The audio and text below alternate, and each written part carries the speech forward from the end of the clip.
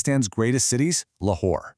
And this is really the big question at the heart of it all, right? It's something that city planners, engineers, and frankly, millions of regular people have to deal with every single day.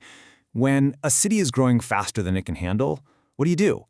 That was the exact problem facing Lahore.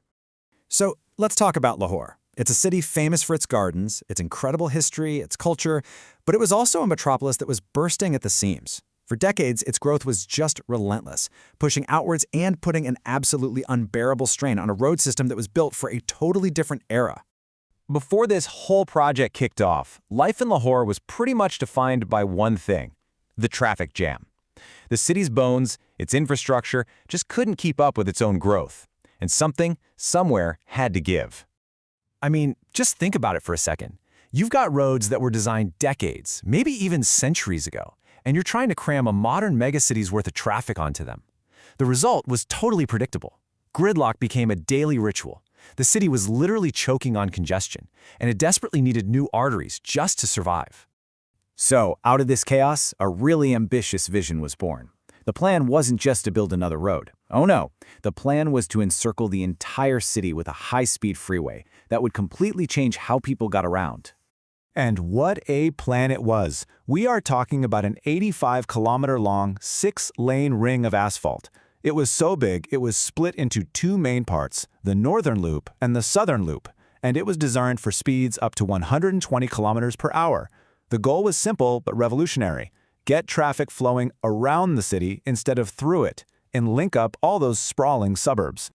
But you know how it is. A great idea on paper is one thing. Reality? That's a whole different ballgame.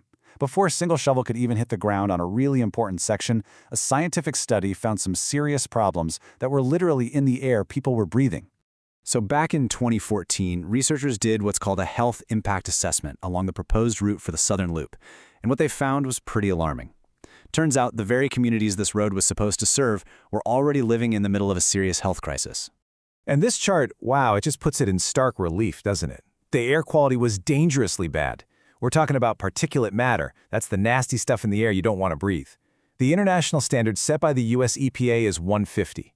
In the project area, it was measured at 426. That's nearly 3 times the acceptable limit. And this wasn't just some abstract number. It had a very real, very human cost. When they surveyed the residents, they found a whole range of health problems. Over a third of the people had stomach and intestinal issues. A full quarter had hepatitis. This community was already suffering a lot. But even with these really serious environmental warnings, the project's biggest roadblock wasn't actually the pollution, it was politics. The Ring Road was about to slam into a wall of legal battles that would bring the whole thing to a screeching halt for over a decade. So this is where the fight moved from the science lab into the courtroom. According to reporting from Dawn.com, the whole project got tangled up in lawsuits starting in 2016. And at the center of the dispute was, allegedly, a powerful real estate tycoon. And this timeline just shows you how long this drag-out fight really was. For years, the project was totally frozen. A court order stopped everything cold in 2016. Even after they got the land back 2 years later, the project was just shelved. It just sat there, an unfinished promise, until 2023, when the government finally decided, okay, enough is enough, let's get this done. And this is the most incredible part of the whole story. After 12 years of legal fights and political delays, once they finally got the green light to start again, how long did it take to finish that stalled 8-kilometer section? Just 130 days. All that waiting, all that fighting, and the actual work took a little over 4 months. It's just a stunning turnaround. So, with the road finally open, the impact was immediate. It was transformative. The vision that had been stuck on a piece of paper for more than a decade was finally a reality. And you could feel it. Lahore started moving again. So what was the biggest, most obvious benefit for the average person? Time.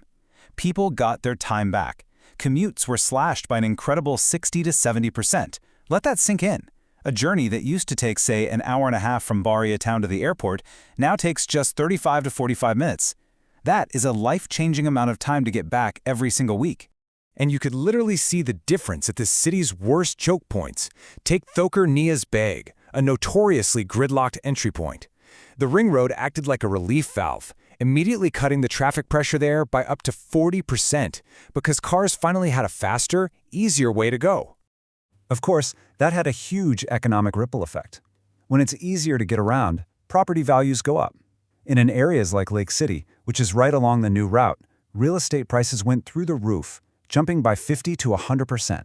That's not just great for homeowners. It's a sign of new economic blood pumping through the city. And the benefits just kept cascading. Local industries saw their logistics costs drop. Regular drivers got better fuel efficiency, which means more money in their pockets. People from rural areas could get to modern hospitals much faster. And here's the kicker. By pulling all that traffic out of the downtown area, the road even helped reduce smog and pollution right in the city's core. So today, that great circle is almost complete. But this long saga isn't quite over. There is one final piece of the puzzle left to put in place, the SL4 segment. Once that's finally done, the ring will be whole, and that original, decades-old vision of a fully connected Lahore will be a reality. And that kind of leaves us with one last thought, doesn't it? The story of the Lahore Ring Road proves that building the future is messy. It's full of delays and arguments and unexpected problems. It really makes you wonder, for any great, growing city in the world, is the work of reinventing itself ever truly finished?